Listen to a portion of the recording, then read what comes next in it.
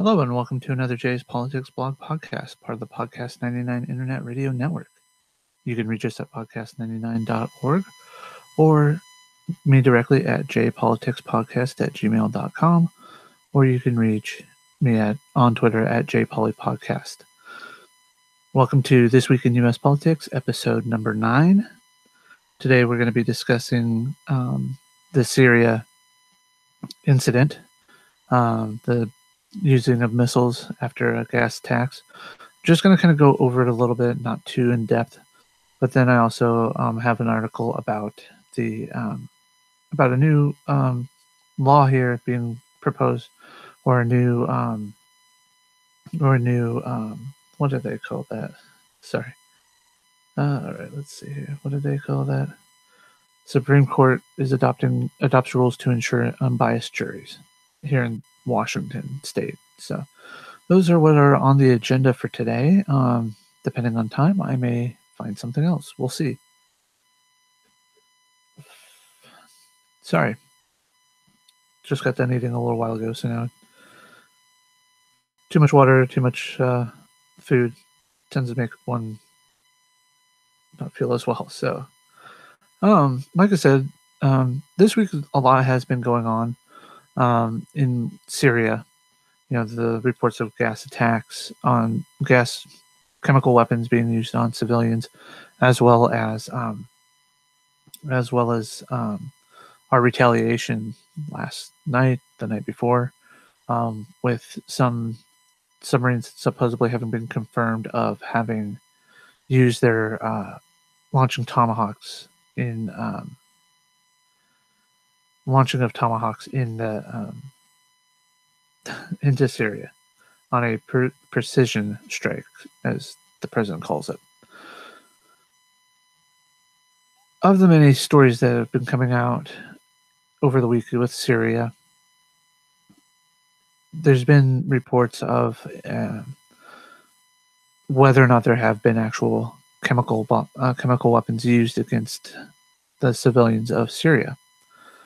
As a matter of fact, looking at my local paper today in the politics section, there's an article that says Syrian med student who treated gas victims describes the powerful chlorine odor. Yet if you hear some of the news coming from other news agencies from around the world that are pro-Assad, they would be denying that this ever happened. So it's one of those things we have to, as we're watching the news, not just buy into the political propaganda that we hear here in the United States, but we also have to understand what other people are saying in other countries about the same events. I'm more likely to assume that they did use chemical weapons, but it doesn't mean that they did. But getting a story like this one with the med student, here we go. As a matter of fact, the picture, and I'm going to share my screen on YouTube. So if you're watching this on YouTube, you'll see the picture that I'm going to be showing you. You might not like it, so I may change the age restriction on this to after the fact to be more appropriate for those with younger viewers. So let's go back to here. 8th image was released by the Syrian Civil Defense White Helmets. Shows rescue workers carrying a child following an alleged chemical weapons attack in a rebel-held town of Douma near Damascus. Like I said, move on from that.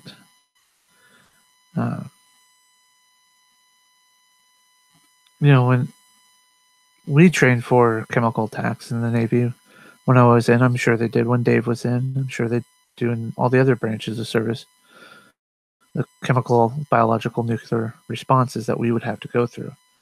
One of our trainings was actually subjecting ourselves to some in boot camp and other training sites where we walk in with the gas mask on, and after a while, each row takes off their gas mask and proceeds to inhale. When I did it in boot camp, I had the luxury of not having any allergy meds, so my nose was stuffed up. It got pretty bad in there, but it's, it is what it is. When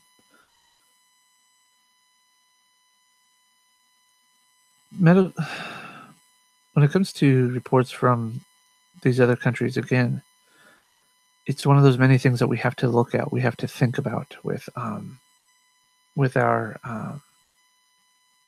how do I want to put it?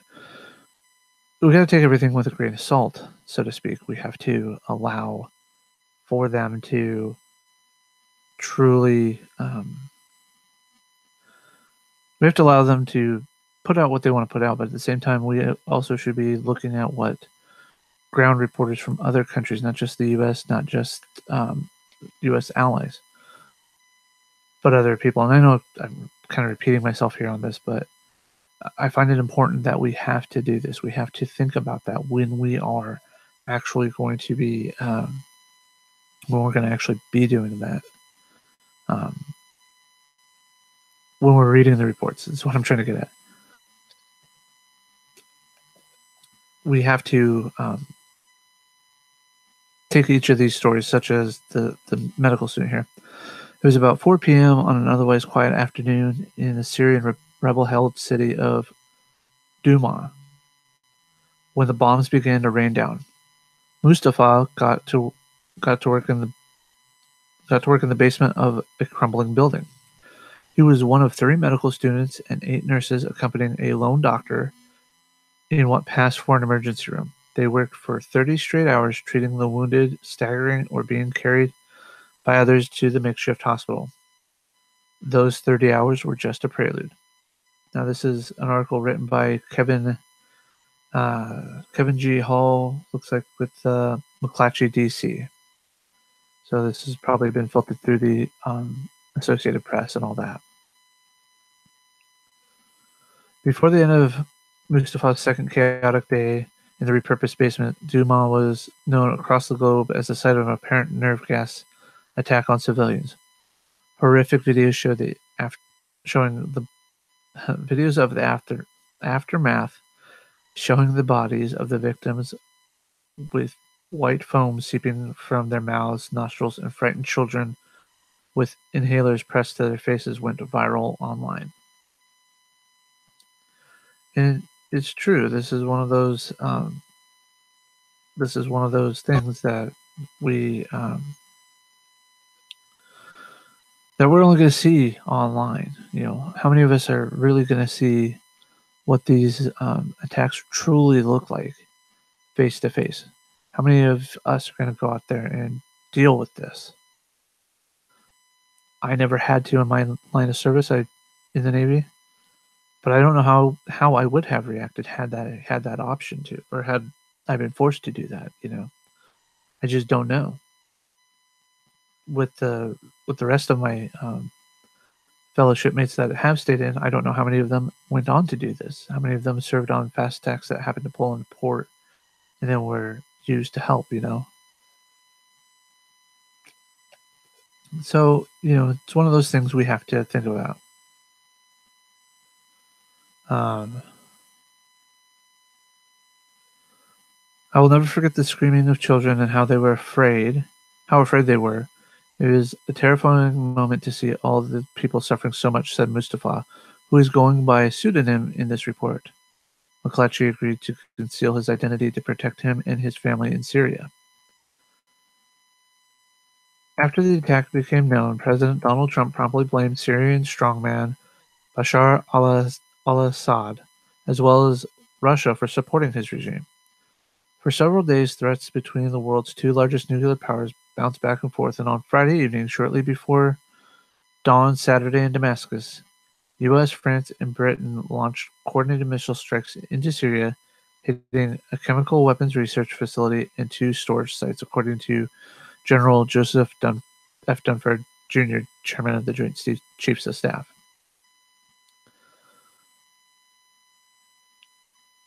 Hearing about this, hearing about how they do these things, coordinating between U.S., French, and British services, how much of those were sub-based, how much of those were ship-based, how much of them were land-based, how many of them were launched from airplanes, things like that. It really makes me wonder how they're going about doing this. Again, I've heard reports. Excuse me. I heard reports that one U.S. submarine was actually named in the area. I'm not going to share that just on the off chance that it's either not true or that it is true, but it's supposed to be classified. But the fact is, we know they're there. Anybody who's served any time in the military, especially the Navy, they know that that our submarines are all around the world at all times of day, so capable of doing these strikes. So we shall see what they end up saying, but it is what it is. Going forward, in the article, on Saturday, U.S. Ambassador to the United Nations Nikki Haley warned at a meeting of the UN Security Council that was called by Russia and that the United States military was locked and loaded to strike again if there was a repeat of the chemical attack. Meanwhile, first-person stories of the gas attack on Syrian civilians that prompted the week of nervous waiting for the U.S. response have begun to emerge. Mustafa talked to McClatchy via a cell phone call and text to a Syrian-American doctor who taught medical students, including Mustafa. The doctor asked not to be identified because he feared for his family back in Syria. We were able to gather there was a chemical attack from the descriptions we received from the injured. They saw yellow smoke, they suffocated, and they've described an overly pungent smell of chlorine. We have witnessed this before ourselves and remember the strong smell of chlorine. This attack was so strong that the smell of chlorine coming from the patients has made it hard for us to breathe. I'm assuming this is another quote from Mustafa.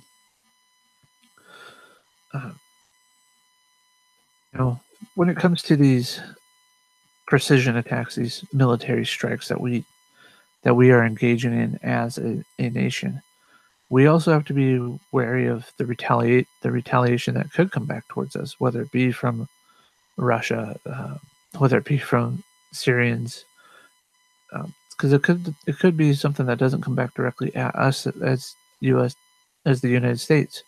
It could come back to us as attacks against our allies, say Israel. It could come back as an attack from another part of the world. Maybe just hypothetically, maybe North Korea attacks South Korea based upon the U.S. strike. Not likely, I know. I understand that. But at the same time, it's one of those things that we have to be prepared for. And I'm sure that they've got contingency plans up based upon that at the Pentagon and in the White House and all that. So, going forward, and I just realized I did the same mistake that I did last week. Oh well. Close that down. Sorry. I'm trying to, again, I'm live on the radio again, and it's just one of those things that it's, I didn't make my checklist like I said I was going to. Long story short,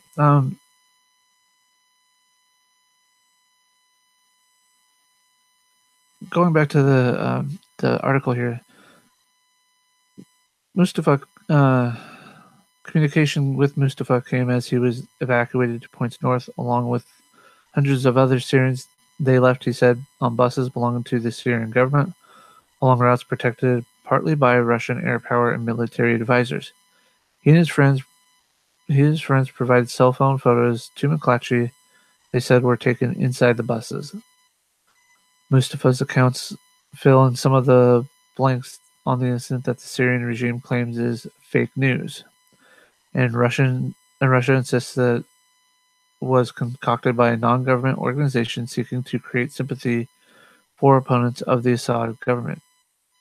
Well, that line right there is a very plausible idea. Not that it's possible or that it's the most likely. I'm just saying that it's so, as somebody who wants to know information, wants to know the facts about stories, I want to know the truth. And now there is some truth to what they're saying. It could be done by an organization that is not related to the Syrian government that does want Assad out of power. Heck, I think most of the U.S. Military would like Assad out of power, but that doesn't mean they would sanction something like this either. Because if we sanctioned it, the backlash we would get from the political world, UN, NATO, any other organizations we're a part of. But with that said, it was our strike on the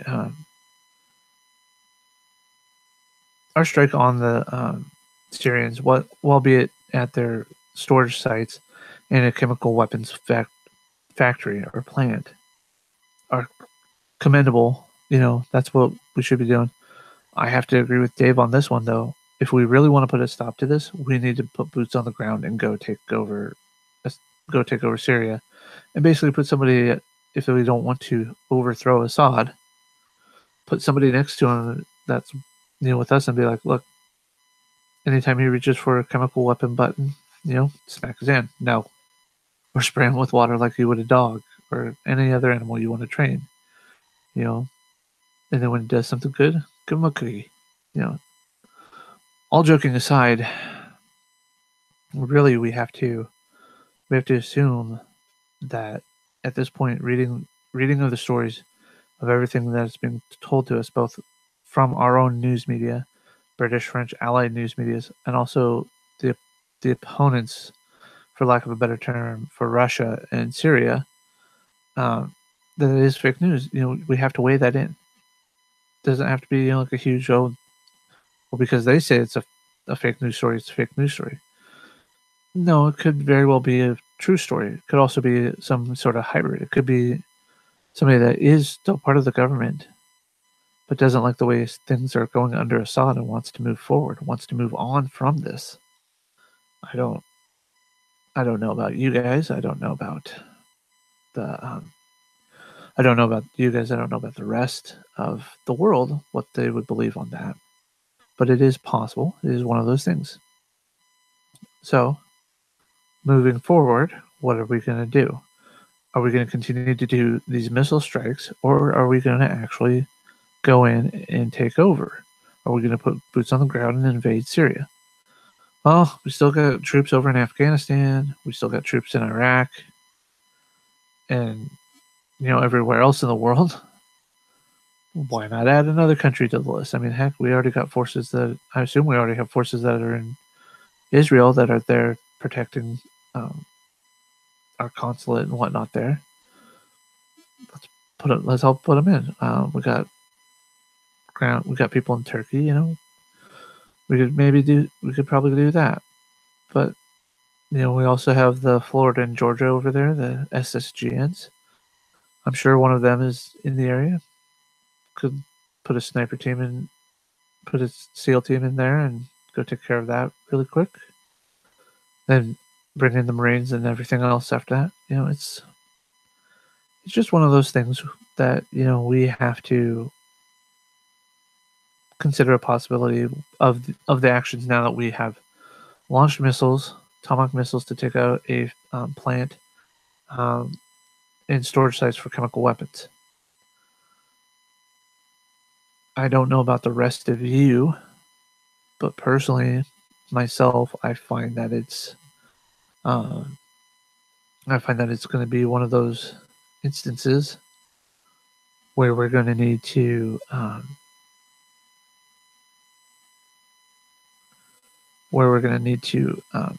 do I want to put it? We're going to have to either, now that we've shown force, we either have to back it up, or we're going to have to just back off. And in the interest of global geopolitical stability, I have a feeling that we will back off after this point. Because I'm sure we'll get assurances from Assad and the Russians, we'll make sure this doesn't happen again. We'll make sure that this is all taken care of. blah, blah, blah. It is just, it's just one of those things. The whole thing just kind of makes me sick that one, we still have countries in the world where this has the potential of happening no matter what.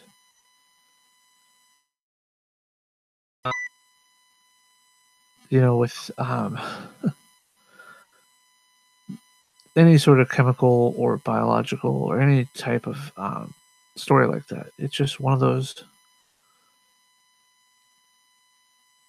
things that just makes me understand why we have what we have here. Makes me appreciate it more, what we have here. But we also need to not just forcefully spread our values around the world, like people seem to think we should, but we need to show that we are the better people in this. We need to show that we don't tolerate these actions. We don't tolerate this at all. But at the same time, we don't defend it. We don't condone it either. Now, just a brief talk about the missile launches from Ann Guerin and Missy Ryan from the Washington Post late last night.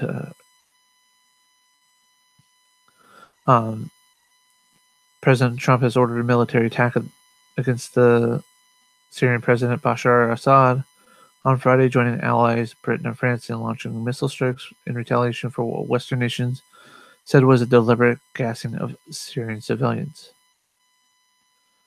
Now,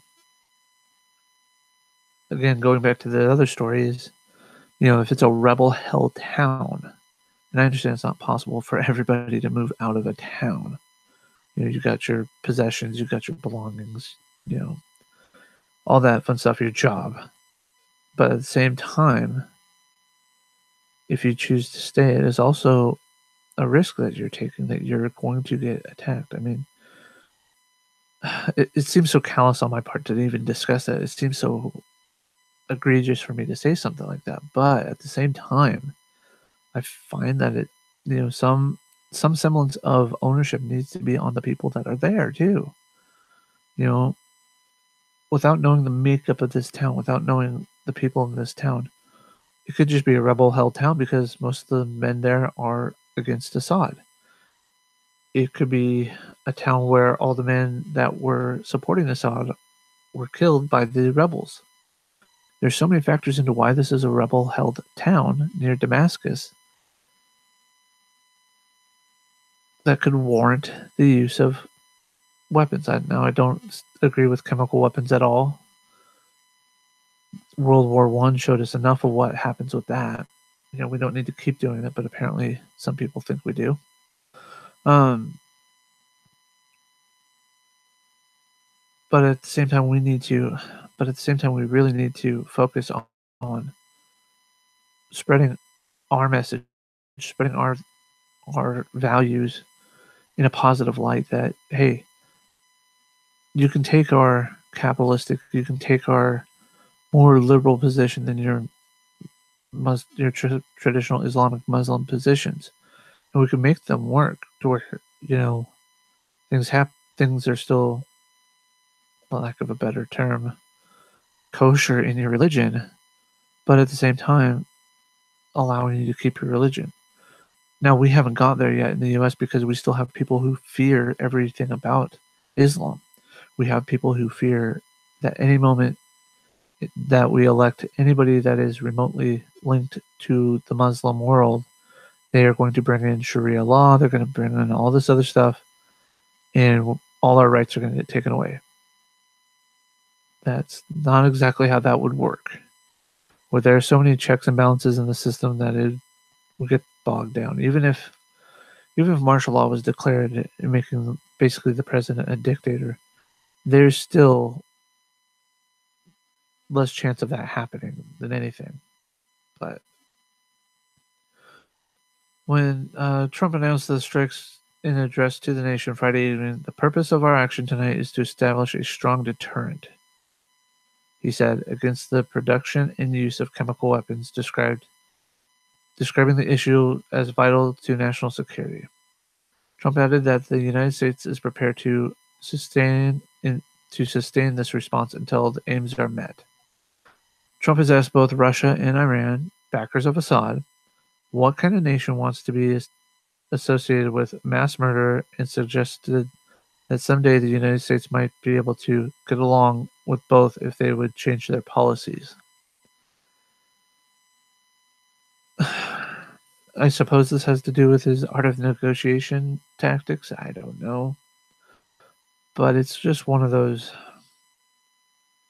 things that, he's trying to use psychology against these people, against Putin, against the leader of Iran, that probably aren't going to work. Now, it's not to say they won't work. It's not to say that there isn't a possibility that they will work.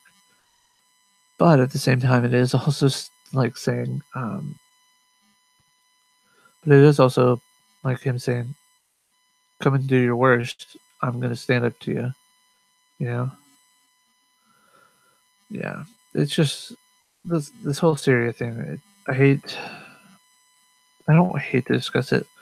Like most people, I'm sick of the perpetual state of war that we're in other countries. I joined the Navy to protect and serve my country, and I did that. 9/11 happened while I was in.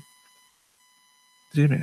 We were in off crew helping the Gold crew with their refit. We were in dry dock when that happened. Imagine the surprise when we're told, all right, you need to start painting everything, just go to town. Because they didn't know what was happening. They didn't know if there was anything coming towards our base or anything like that, so they wanted to get the boats out as quickly as possible. Within a few hours of everything being figured out, they put us back on a fairly normal pace of what was going on. So we were able to deal with it. But at the same time, ever since then, having been in a state of war here in our country, so to speak, with the continuation of sending troops to Afghanistan and Iraq. What's one more? Because this is also terrorism now. Let's use the same use of military force. Because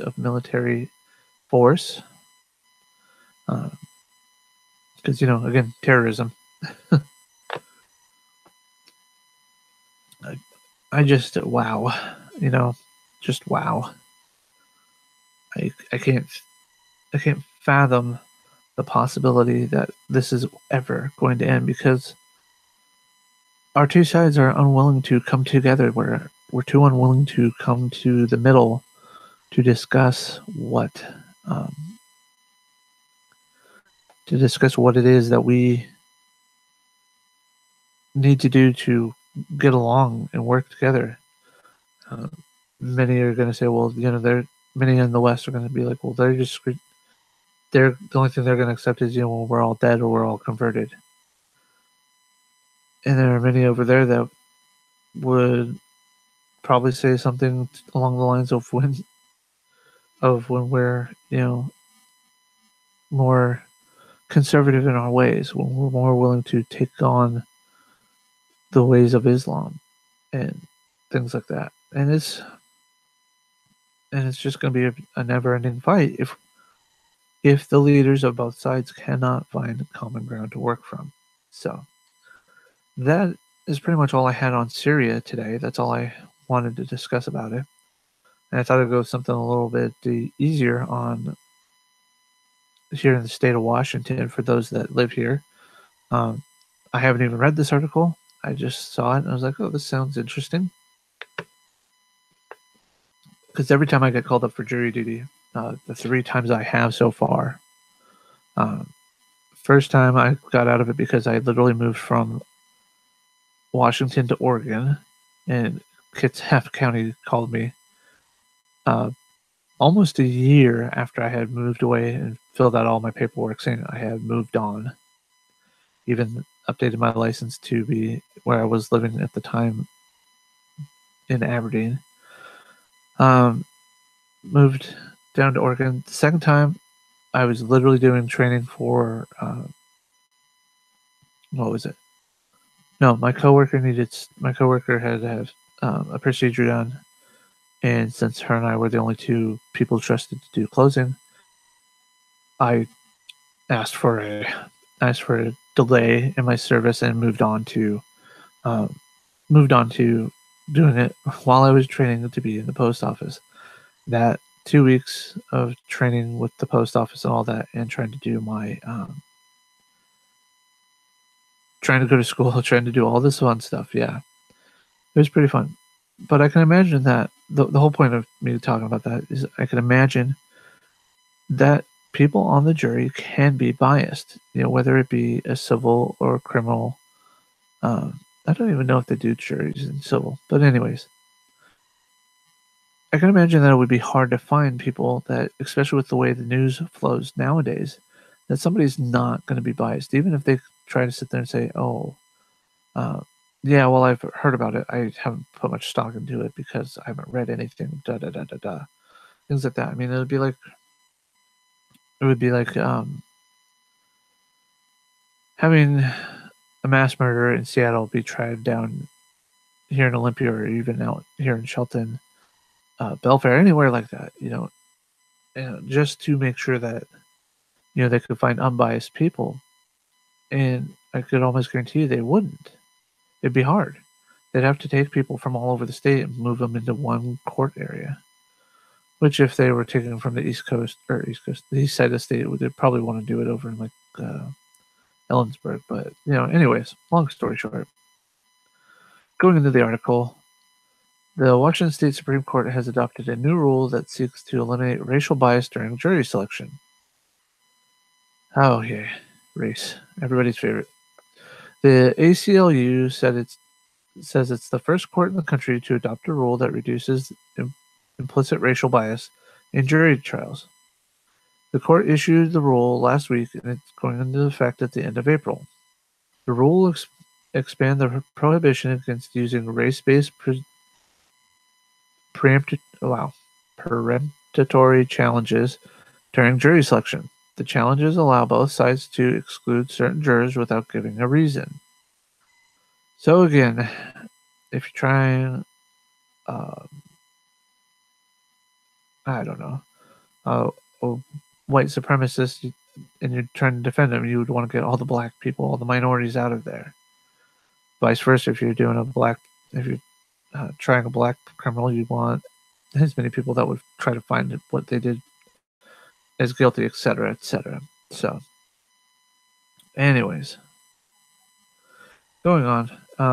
Intentional racial discrimination is outlawed, but now challenges based upon implicit, institutional, or unconscious race, ethnic biases will now be rejected. The new rule says the objections are peremptory challenges that can be used if an objective observer could view race or ethnicity as a factor for the use of getting rid of that person. So,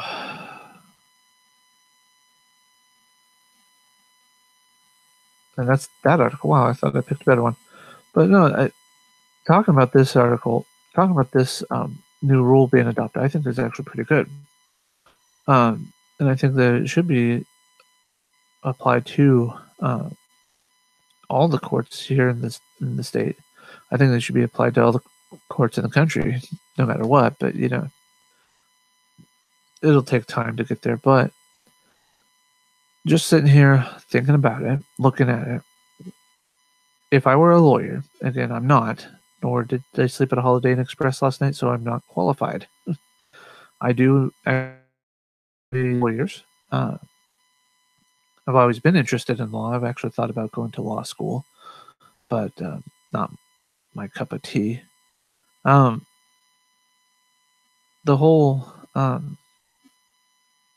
point being made here is that if I were to be trying a person for a crime, I would want to put as many people on the jury that would find what they did reasonably criminal and want to get that done, want to put them in jail.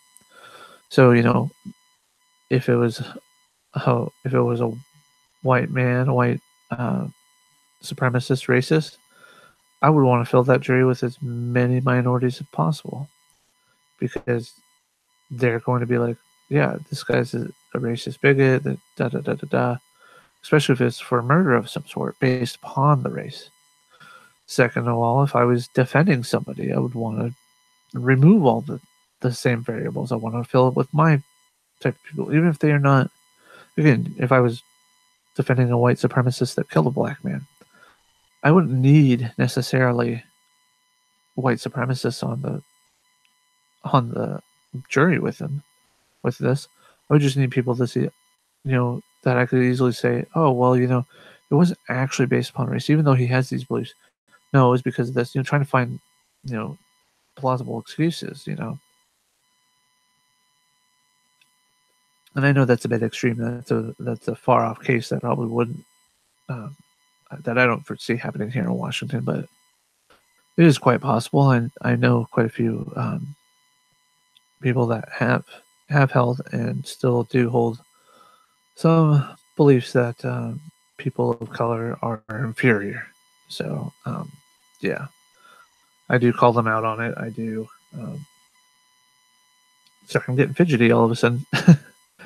I do try to call them out on it, but that's a story for another time. With this in our criminal system, the fact that no other court in the United States does this, I find kind of interesting. I find it kind of compelling. It tells us a lot about society in general. Now, I'm sure there are going to be social justice warrior types out there, people who are far left liberals that are saying that the Supreme Court is not the only court that should be doing this, and that they're not going to rest till it's done in all these other courts, et cetera, et cetera. And that's fine, because again, I agree that we do need that. But at the same time, there are going to be times where somebody's prejudice, whether it's intentional or not, is going to cloud their judgment on, you know. It's not to say that you can't, in a jury, you're not going to be able to you're not going to be able to eliminate the human biases, the human prejudices that we have innate in us from our culture, from our growing up. I grew up out in Aberdeen, a small logging town, or mid-sized logging town, where most of my interaction with people of different skin color were Hispanic or Asian, mostly Hispanic. Now, we did have a few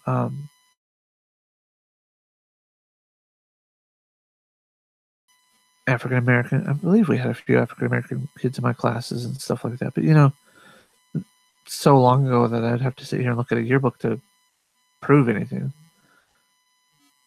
But the point is, whereas if I had grown up in Seattle, I would have been easily considered a minority in some areas if, I was going to school up there. Because, being a white person in a minority neighborhood automatically makes you the minority in that area. Doesn't mean that I'm stripped of privilege and stuff like that as the social justice movement would have, but it would, at the very least, give me an understanding of, what it's like. We have to, as a society, come together to understand that, yes, we want to remove all racial bias from everybody, but it's not going to happen. There's no way it's going to happen.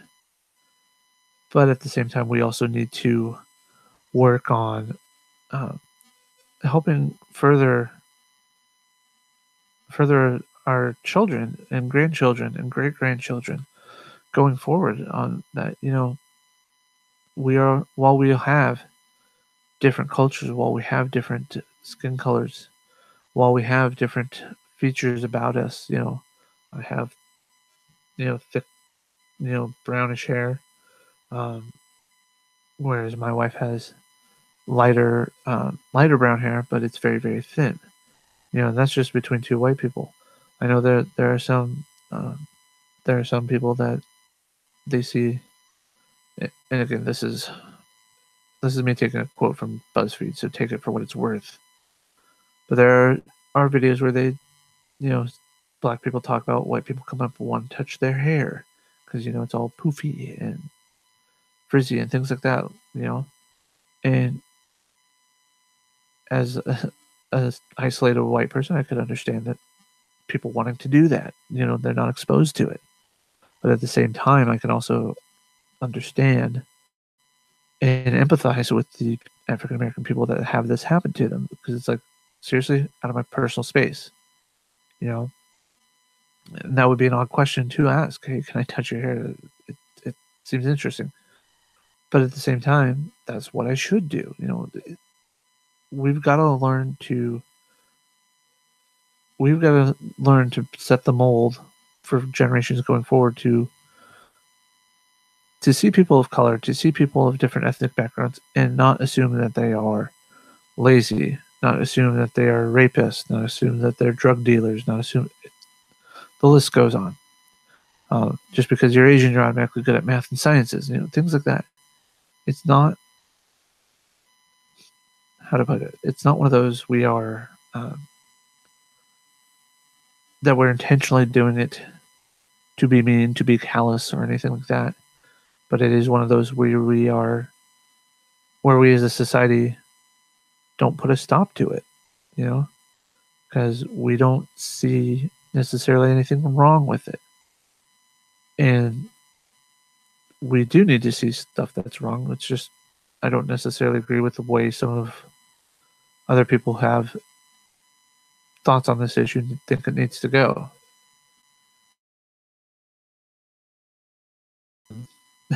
Yeah. Normally, I don't have much disdain for like the Southern Poverty Law Center, the ACLU, or NAACP, because I know what these organizations were founded on. I understand what they were brought into being for, and that is to make sure that Americans have their civil liberties, they have their ability to live their life, and use the rights that are granted to them.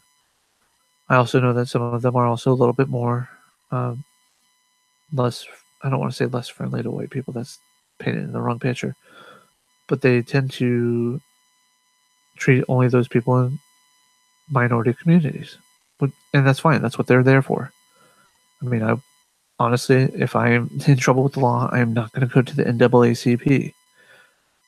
I might not even go to the ACLU or the Southern Poverty Law Center. It's just one of those. It's just one of those things that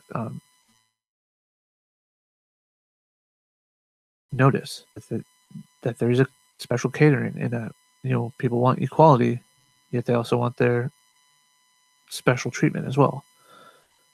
We've got to move forward. We got to move beyond that, and hopefully this rule will allow that. Hopefully this rule change will allow it. Again, it's intentional racism is obviously outlawed, as the article states, but implicit, institutional, or unconscious racial or ethnic bias. It's just, it's taking a leap forward the way that I think we should go, but at the same time, it's also falling into that one of those, how do I want to put it? It's also kind of going, to some, it's going to seem like it's going way too far because, we already outlaw racism, so, you don't have to worry about it. But yet there are ways that, things can be used against people. And it is not just white against minorities. It can be minority against minority. It can be minority against a white person. Racism is not specifically a white thing. And that's where we need to move on from. That's what we need to move forward from. I'm just kind of losing my train of thought here, so let's try to stretch out something that doesn't need to be stretched out. Let's see here. We could do, you know what, politics. Let's Go to Politico. Not that I really think I'm going to find anything of relevance there. Trump, top article. Trump risks blowback from his base on Syria as he reverses on his non-interventionalist stance. All right.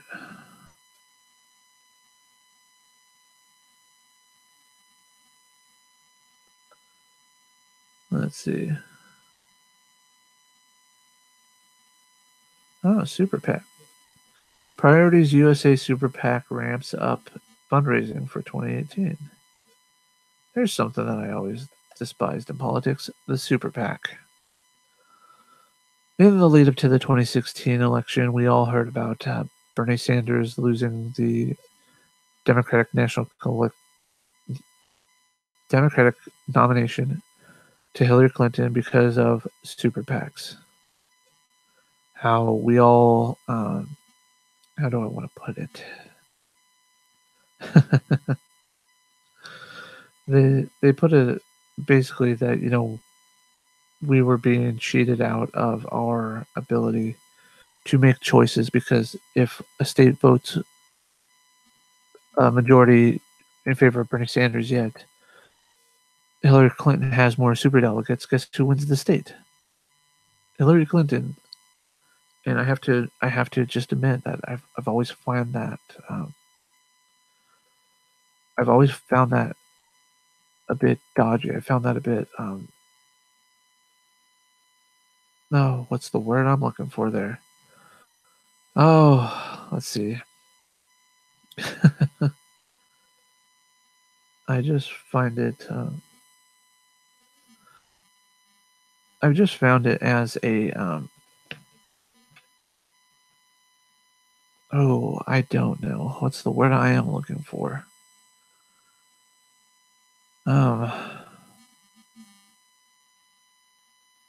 Yeah, I just found it insulting to us as Americans. I found it insulting to all Americans that our vote is basically meaningless to the Democratic National Committee. So it's just one of those things. Going to this Politico article, Priorities USA Super PAC ramps up its fundraising for 2018.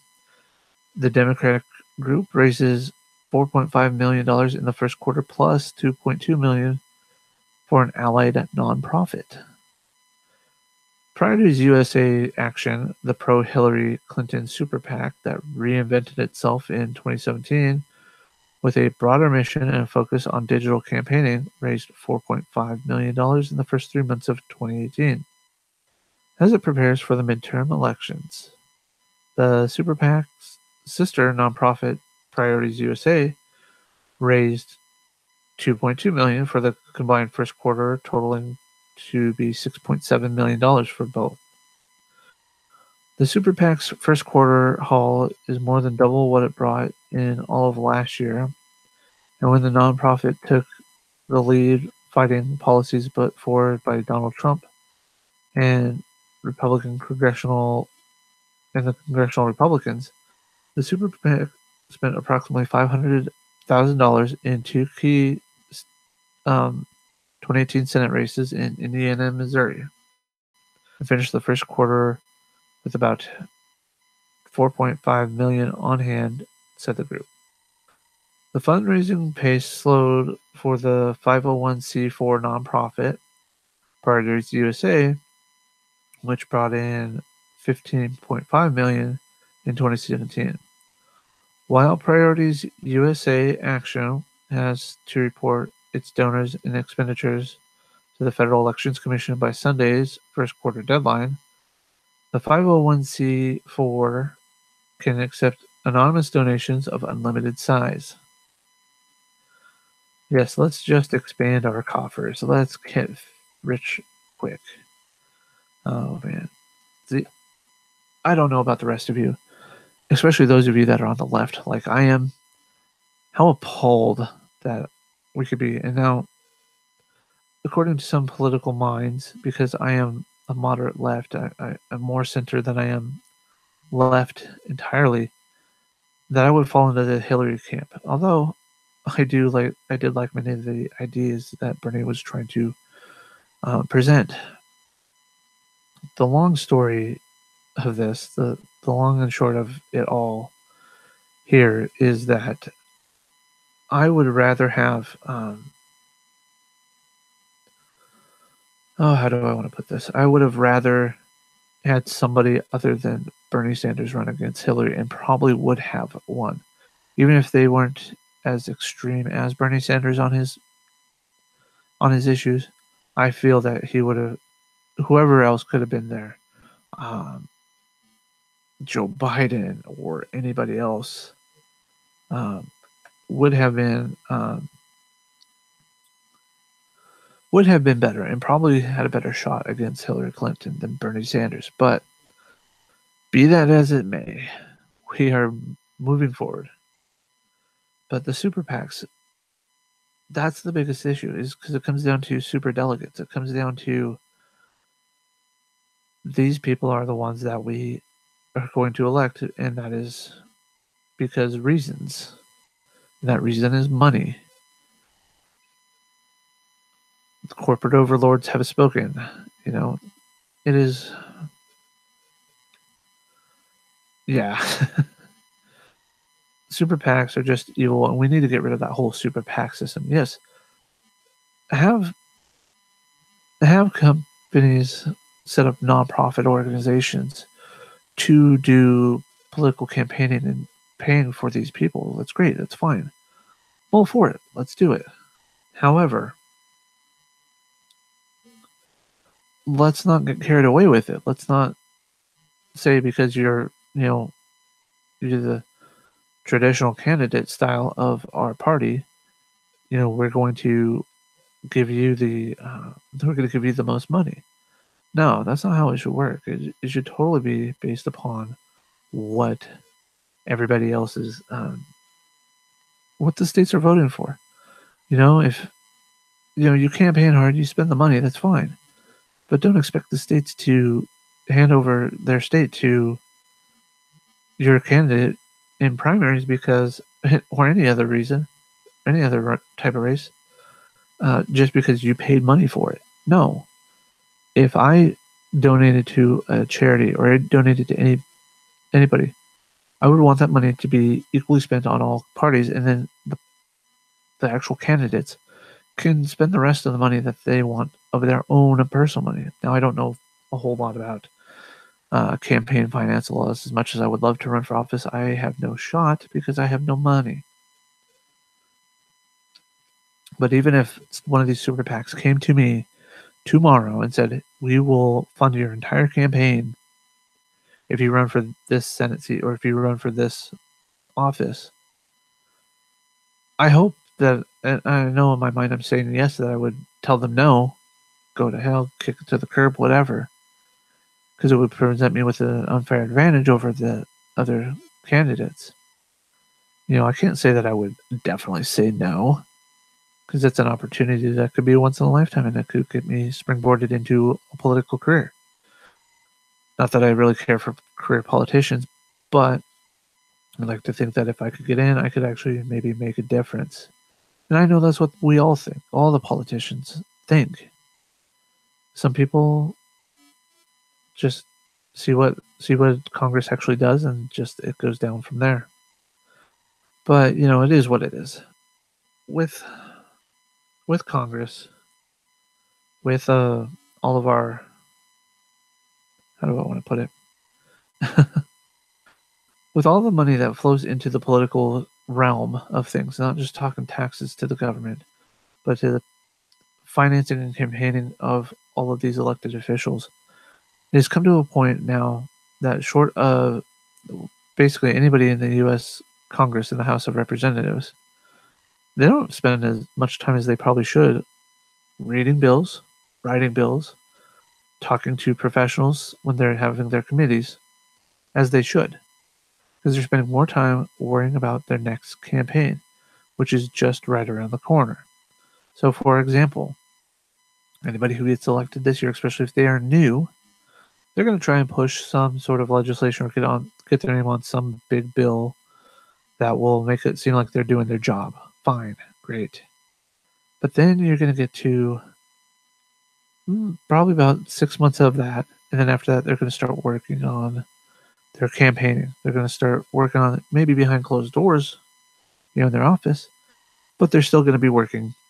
They're still going to be working towards that goal of I want to be reelected. And then, 18 months later, do the same thing. 18 months later, do the same thing. It's just a never-ending vicious cycle. After you're elected and once you go into office, or if you're already elected and then you find out that you won, it's status quo. You try to churn out a few bills, campaign mode. Churn out a few bills, campaign mode. It's just, that's what these super PACs are doing to us. And it's not just, congressmen, it's senators, it's state and local officials as well. It's everybody, including the presidency. We have to,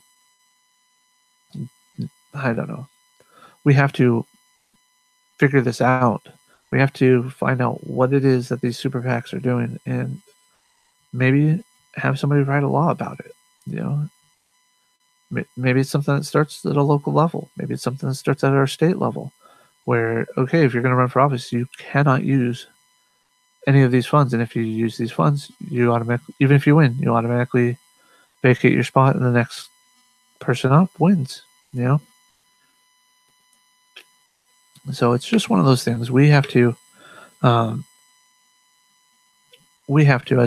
a society, demand these changes ourselves. We have to demand these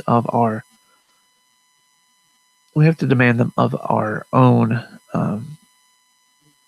electorate. We have to demand it of our own fundraisers. We have to demand it of everybody. So it is what it is. I hope you guys enjoyed this. It's been a difficult week, not just with the serious stuff. As you can see, I'm wearing my glasses. I had an issue with one of my eyes. Made me very sensitive to light. I almost didn't think I was going to do this one today, but it's gotten a lot better.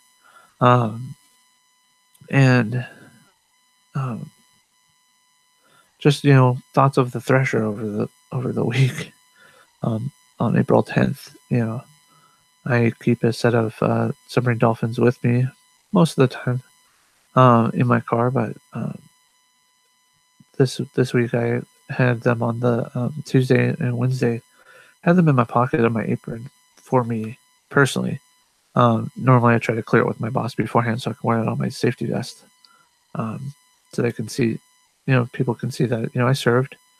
More than likely on Veterans Day, if I'm not Veterans Day, Memorial Day, the next one coming up, you'll see me sporting them if you're anywhere in Olympia and you decide to stop at Safeway gas station there in the west side. So, like I said, I'm more, I want to talk more about state issues. I want to talk more about things that aren't the big news of the week. Because again, this is about U.S. politics, and I don't mean necessarily U.S. as in the nation. Each state is its own state. Washington laws don't necessarily affect Oregon law, Oregonians entirely, and vice versa. The day-to-day things that, where you're not visiting, don't really, the day-to-day things don't normally affect all of us. Anyways, that's just me saying have a wonderful,